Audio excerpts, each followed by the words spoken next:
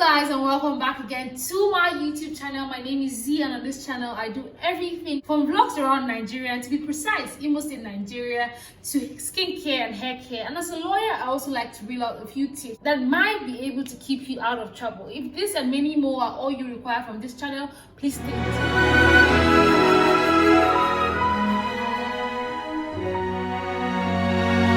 Now, on today's video, we will be discussing what will it cost?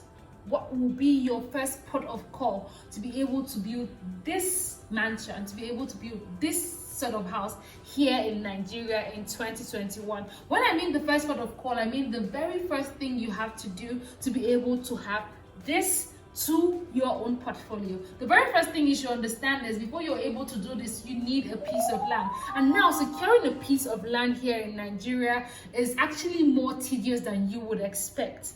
Now, from finding an agent who is not only reliable but also trustworthy, to finding a good piece of land without any encumbrance, to finding a lawyer who is able to do whatever legal documentation you might need, to obtaining the approvals, to registering the land, all these are bottlenecks towards your actualization of owning that property here in Nigeria. But hey, I'm just here to break down all that you need to do. Now, the very first port of call when it comes to building this sort of place in Nigeria is that you have to own the property. Now, to be able to get the property, there are a lot of real estate agents here and there, but I would want you to be very careful because some people are just dubious and they want to sell one piece of land to over 50 persons, and then you are entangled in a long, ridiculous, unnecessary legal battles that you should have abstained from had you gotten a very trustworthy and good agent. So the very first thing you should do is get a good agent. If it's possible, buy directly from the owner if you know the person. The second thing you should know that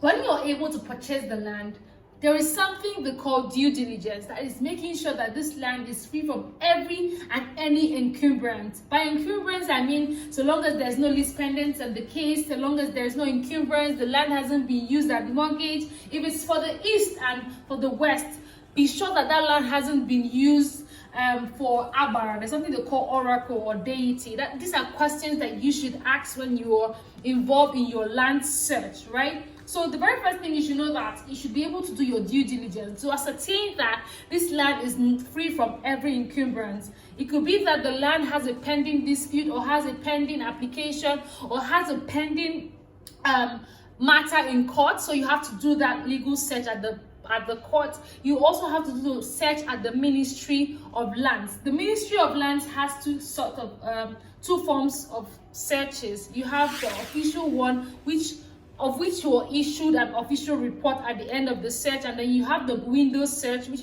offered any official report at the end of the day. However, all you should know that in Nigeria here, you actually sometimes have to pay some people to do their jobs. So even if there is a slated fee for the search, always know that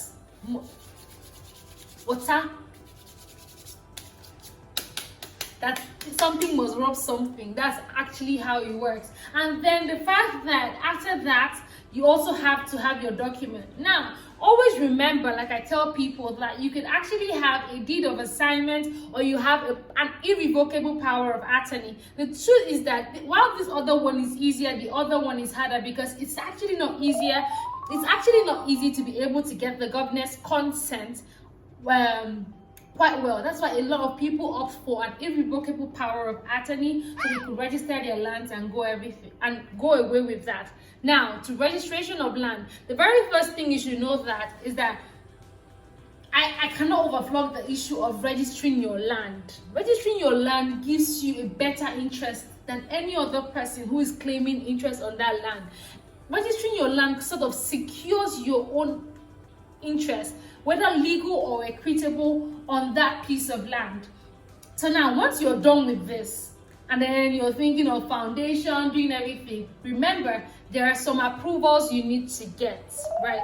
So in Nigeria here, or in Owerri here, you need to get the OCDA approval for your buildings. Now, if you're being stubborn and you do not get this approval, need I tell you that the fees you would pay for default outweighs what you would have paid should you have done what you needed to have done as and when you should have done it. So it's always better to have your building plans approved and your whatever it is done by the OCDA. Now, I know what you're thinking. I'm here again just to remind you to like this video. It's going to do this video a whole lot of good. Also subscribe if you haven't and leave me a comment. When you buy a virgin land here in Nigeria, always rest assured that you must do what is called, especially here in the East, the rights for the UMUNNA. Most communities will tell you that you have to buy a cow or a goat for the owner of the land. This is outside the money that you pay as consideration for the piece of land that is going to be given to you. So whilst you're considering paying some millions of naira for a particular piece of land, kindly reserve some few naira to be able to get a cow, a fowl, or a goat as need arises. Those are things that you should know. And then you always remember that also the youth of the village will also need to be settled. Otherwise, you wouldn't have a peaceful building. Like, you wouldn't have peace building your lands. The youth will usually ask for some development levy or something like that. I don't even know if that is required, but I mean, a lot of things are taken for granted here in Nigeria. Now will be the appropriate time to like this video. Also subscribe if you haven't and leave me a comment. Enjoy. So if I'm going to give a recap, is getting the land fee from every encumbrance and everything. So I feel like this for me is the very first port of call when it comes to land acquisition and also building a property here in Nigeria.